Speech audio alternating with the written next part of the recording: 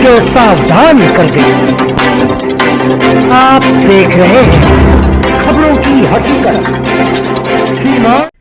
युवा जोश को सलाम करते हैं, लेकिन आगामी लोकसभा चुनाव में अगर बात करें कटिहार लोकसभा क्षेत्र की, तो जनाब तारिक अनवर के अलावा कोई और विकल्प नहीं है। यह कहना है कांग्रेस के कटिहार जिला उपाध्यक्ष अल्तमस दीवान का। सीमांचल न्यूज पर देखिए कांग्रेस जिला उपाध्यक्ष अल्तमस दीवान के साथ विशेष संपादकीय साक्षात्कार। जिनसे हम आपको रूबरू कराने जा रहे हैं, किसी परिचय के ये मोहताज नहीं है। समाज सेवा के क्षेत्र में इनकी अद्वितीय जहां भूमिका रही, वहां शैक्षणिक जगत में भी इन्होंने उम्दा कार्य करने का कार्य किया। देश के नौनिहालों को सजाने संवारने का कार्य किया। यही नहीं, शेरशाहवादी की एक जमात की ये रहनुमाई करते हैं और प्रतिनिधित्व भी करते हैं। आगामी लोकसभा चुनाव, चाहे बात करें 2024 की या बात करें फिर आगामी विधानसभा चुनाव की, तमाम समसामयिक मुद्दों पर बेबाक परिचर्चा के लिए आप सीधे रूबरू हो रहे हैं कांग्रेस के वरिष्ठ नेता अल्तमस दीवान साहब से। दीवान साहब, सीमांचल न्यूज शख्सियत में आपका स्वागत है। आपका शुक्रिया। कांग्रेस में आप लंबे अरसे से हैं और कई महत्वपूर्ण पदों को भी आप सुशोभित कर चुके हैं, चाहे प्रदेश कमेटी की बात करें या जिला कमेटी की बात करें। अब आगे क्या इरादा है, आगे क्या करना चाह रहे हैं? आगे बस पार्टी का कार्यकर्ता हूं। मैं तो यही मानता हूं कि मैं एक पार्टी का साधारण कार्यकर्ता हूं और हमारे नेता राहुल गांधी, प्रदेश में अखिलेश सिंह और कटिहार में सुनील यादव और तारिक साहब हैं और हम लोग एक टीम बनाकर अपना काम करते हैं। किसी तरह की कोई बात नहीं है, सब लोग मिलजुल के काम करते हैं। मनसा यही है कि कांग्रेस मजबूत हो और देश को जिस तरह से आज़ादी के बाद से, आज़ादी की लड़ाई से लेकर आज़ादी के बाद तक जिस तरह से देश को कांग्रेस ने संभाला और संभाल के रखा, आगे भी हमारे बच्चों के भविष्य के लिए कांग्रेस अपनी सेवा देती रहे और इसी उद्देश्य से हम लोग काम करते हैं कांग्रेस पार्टी में। कोसी सीमांचल की अगर बात करें तो यहाँ पर शेरशाहवादी समाज जो वह टकटकी निगाहें हैं शुरू से आप पर। मुबारक साहब के बाद शायद आप बुलंद आवाज पर। क्या आपका क्या कहना, आप क्या कहना चाहेंगे इस? देखिए, जब मैं राजनीतिक दल में नहीं आया था, कांग्रेस पार्टी हमने विधिवत ज्वाइन नहीं किया था, तब मैं शेरशाहवादी का एक एक्टिविस्ट था। हम लोगों के सामने एक आरक्षण का इशू था, जैसे कि सेमापुर कांड, जैसे कि मैं आपको बताना चाहूंगा, उस कांड से आप उभरकर करिश्माई रूप से उभरकर सामने।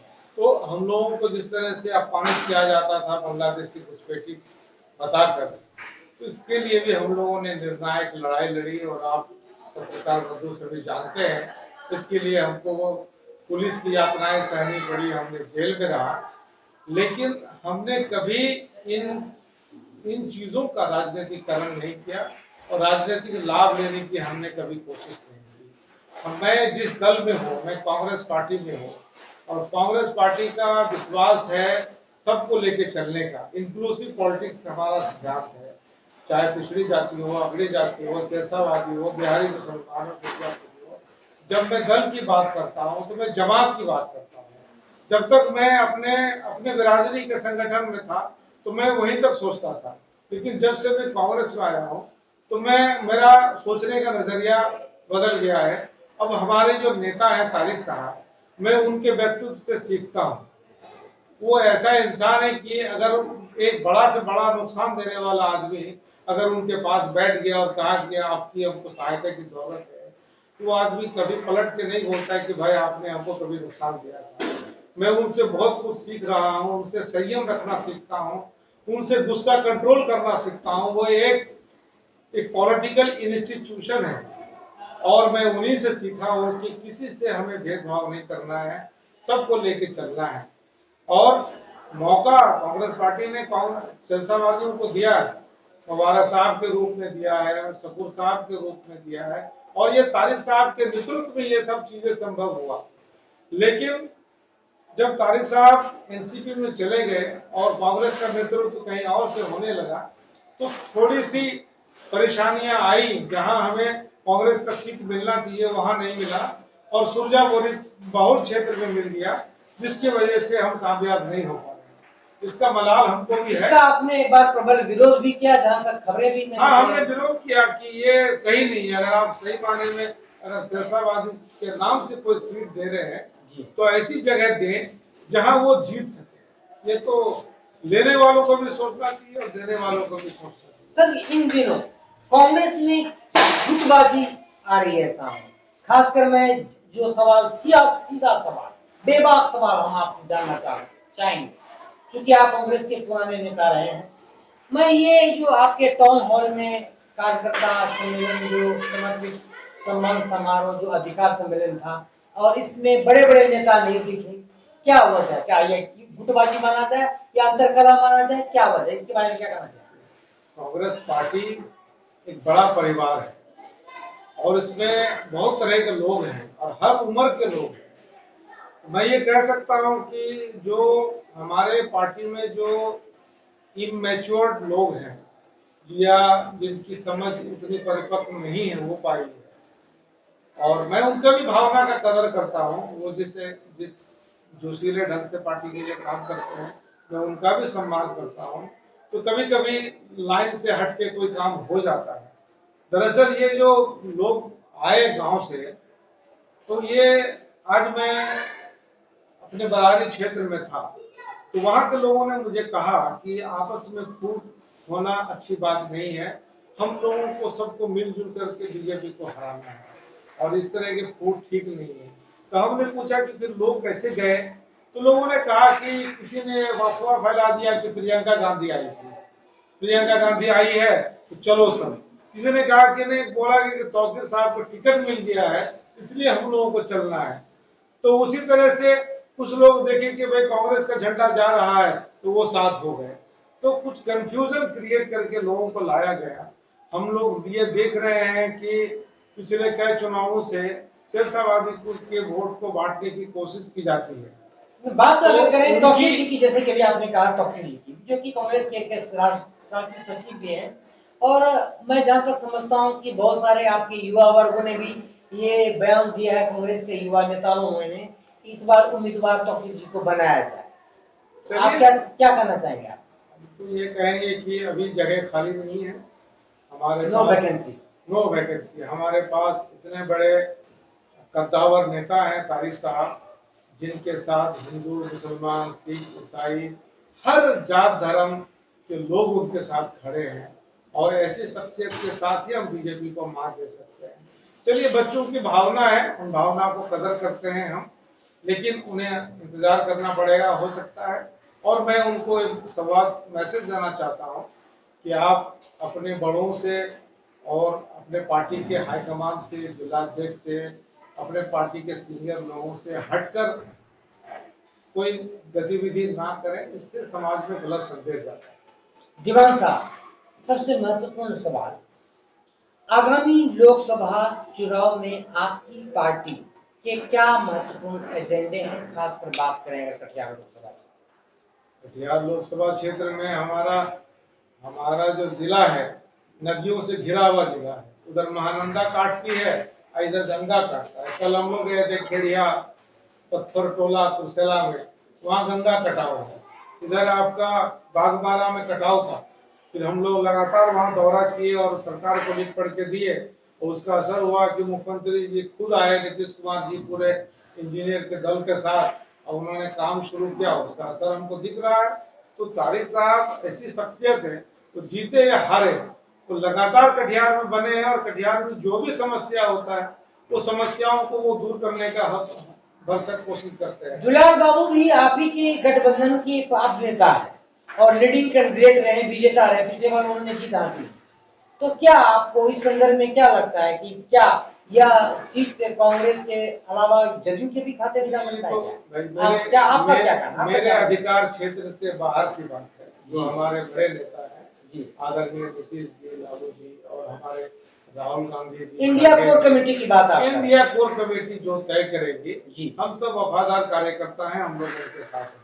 तो अभी और ये स्वाभाविक बात है कि हम कांग्रेसी हैं, तो हम चाहेंगे कि मेरे नेता को मिले, तारिक साहब को मिले, लेकिन अगर पार्टी ये फैसला करती है कि नहीं किसी और को देंगे, दुलाल को ही देंगे, तो हम पार्टी के साथ रहेंगे। वैसे हालात एक महत्वपूर्ण सवाल सर जो अभी देखने को मिल रहा है, जो कभी चुनाव हराने का जिन्होंने काम किया, कभी जिन्होंने एक दूसरे के परस्पर विरोधी थे, वो आज एक मंच पर एक दूसरे के साथ हैं।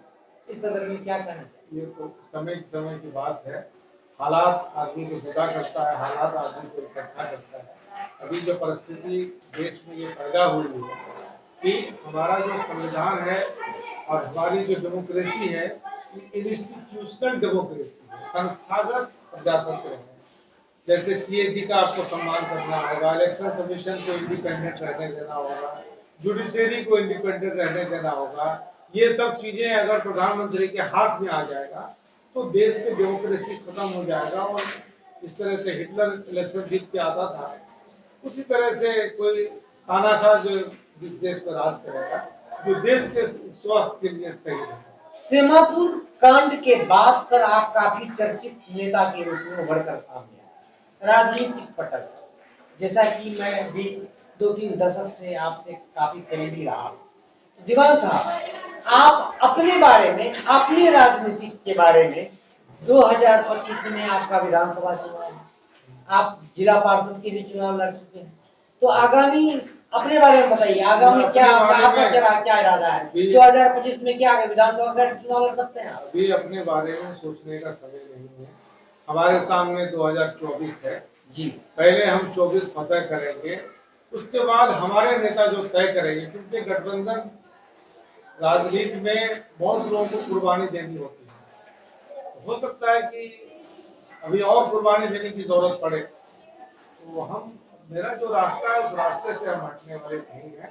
जो कांग्रेस का रास्ता है, जो सीधा रास्ता है, सिद्धांत का रास्ता है, उस रास्ते पर रहने वाले हैं। आगामी लोकसभा चुनाव के मद्देनजर इन दिनों जो एक कांग्रेस में जो जिस तरह की खबरें आ रही है, गुटबाजी आ रही है, और आप भी अपील कर रहे हैं कि एकजुटता सबों से, और युवा जोश को भी आपने सम्मानित करने का एक तरह से उनकी भी आप सराहना कर रहे हैं, तो क्या लगता है कि आगामी लोकसभा चुनाव में इसका असर पड़ सकता है? नहीं, इसका अभी हम लोग गए थे, अभी तारिक साहब को लेके वहाँ दुर्गापुर गांव में जो शेरशाबादी गांव है, वहाँ रेलवे ढाला बहुत खतरनाक स्थिति में उसको देखने गए थे। तमाम शेरशाबादियों के बीच में हमारा 2 बजे तक हम लोग रहे, सुबह से लेकर दोपहर तक। तमाम लोगों ने तारिक साहब को जिस तरह पहले सम्मान देते थे, आज भी वही सम्मान है।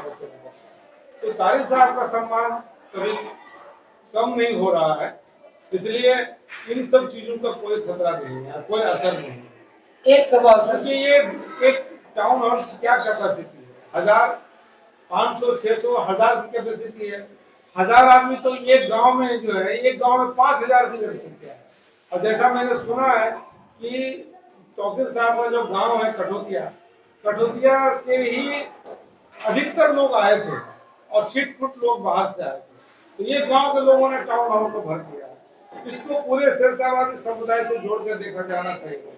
सर एक महत्वपूर्ण सवाल और मैं जानना चाहूंगा, ये माना जा रहा है, कतिपय सूत्रों द्वारा यह बयान दिया जा रहा है कि अब जो कांग्रेस का जो स्वरूप सामने आ रहा है, इसमें एनसीपी के नेताओं को ज्यादा तवज्जो दी जा रही है, उन्हें ऊंचे ऊंचे पद पर बैठाया जा रहा है, और जो पुराने कांग्रेस के समर्पित नेता कार्यकर्ता रहा है उन्हें इग्नोर किया जा रहा है। आप जब प्रेमराज जिला अध्यक्ष हुआ करता था कांग्रेस में, उस समय में भी आप उपाध्यक्ष थे।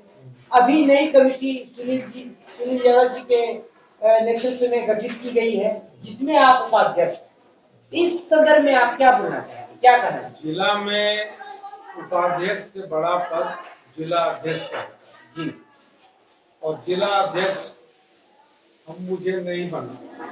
मैं साफ शब्दों में ये कह रहा हूँ कि आपको समाज का ध्यान देना पड़ता है। अब हमारा जो लोकसभा उम्मीदवार है वो तारिक अनवर साहब है, वो मुस्लिम समाज से आते हैं, और जिला अध्यक्ष से भी अल्तमश दीवान होगा, कोई मुसलमान होगा, तो ये थोड़ा अच्छा नहीं लगेगा। सबको लेकर चलने की भावना सबको से लेके चलना है। सबको आपने मौका देने का एक हाँ, तरह से ये काम। नहीं समाज में जाए कि कांग्रेस पार्टी सिर्फ मुसलमानों का है, ये सबकी पार्टी है। इसलिए हम लोग इन चीजों को समझते हैं, इसलिए खुशी खुशी हम कह रहे हैं कि नहीं, हम लोग सुनील यादव हमारे जिला अध्यक्ष है, या कोई और जिला अध्यक्ष होते, आज सुनील यादव जी जिला अध्यक्ष है, हम लोग पूरी ताकत से उनके साथ खड़े हैं। इसमें हमको कोई तकलीफ नहीं है, कोई मलाल नहीं है, खुशी खुशी हम लोग खड़े हैं, क्योंकि हमारा नेता कार्यकर्ता है, हम कार्यकर्ताओं को अपना नेता मानते हैं और पूरा हिंदुस्तान को अपना नेता मानता है। हमें खुशी है कि कार्यकर्ता कटिहार से है और इतना सरल है कि उनका जो कद है उसके हिसाब से तो वो इतना सरल ढंग से चलते हैं कि लगता ही नहीं कि ये इतना बड़े कद के। आप एक तरह से आश्वस्त हैं कि इस बार कांग्रेस के जनाब तारिक अनवर साहब को ही कटिहार लोकसभा क्षेत्र से उम्मीदवारी मिलेगी, टिकट मिलेगा। मैंने आपको बताया कि मैं क्योंकि कांग्रेसी हूँ, तो मेरी तो इच्छा यही होगी जी। आगे पार्टी हाईकमान की मर्जी है, अब तो चाहेंगे कि इंडिया उनको कोर मिले। कमेटी क्या निर्णय लेती है? जी, इंडिया कोर कमेटी जो निर्णय ले, लेकिन एक कांग्रेसी होने के नाते मेरी ख्वाहिश यही है कि तारिक साहब को मिले। दीवान साहब, गुस्ताखी माफ हो, एक बारे में, क्योंकि बड़े पुराने नेता रहे हैं और जमीन से जुड़े नेता हैं, ग्राउंड लेवल से आपने शुरू किया अपना कैरियर। पूनम जी और सुनीता जी के हवाले के मामले में, सुनीता जी जो कि कांग्रेस में,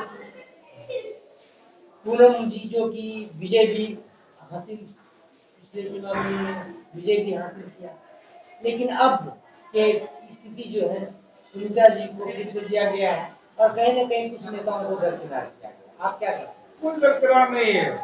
जो आप ये जो कमेटी अभी बनी है, पहले तो 40-50 लोगों की कमेटी बनती थी, लेकिन हमारा परिवार इतना बड़ा हो गया है तो लगभग 190 लोगों की कमेटी बनी है। और उस कमेटी में पूनम जी भी है, प्रेम राय जी भी है, शकील साहब भी है, और ये जो लोग आयोजक थे ये सब लोग पदाधिकारी हैं।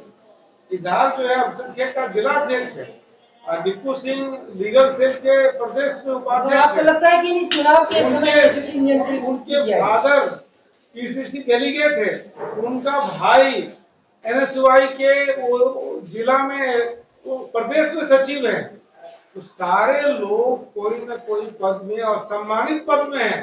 कल तक तो नारे लग रहे थे सर की तौकीर आलम जी उम्मीदवार हो, और आज तौकीर जी तारिक साहब एक साथ खाना खा रहे थे। खाना ही पड़ेगा, हम लोग एक समाज एक पार्टी के लोग कहाँ जाएंगे।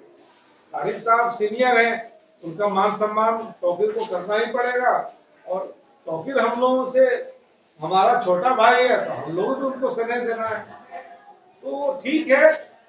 आगामी लोकसभा चुनाव के मद्देनजर कटिहार सहित कोसी सीमांचल तमाम देशवासियों से क्या अपील करना है?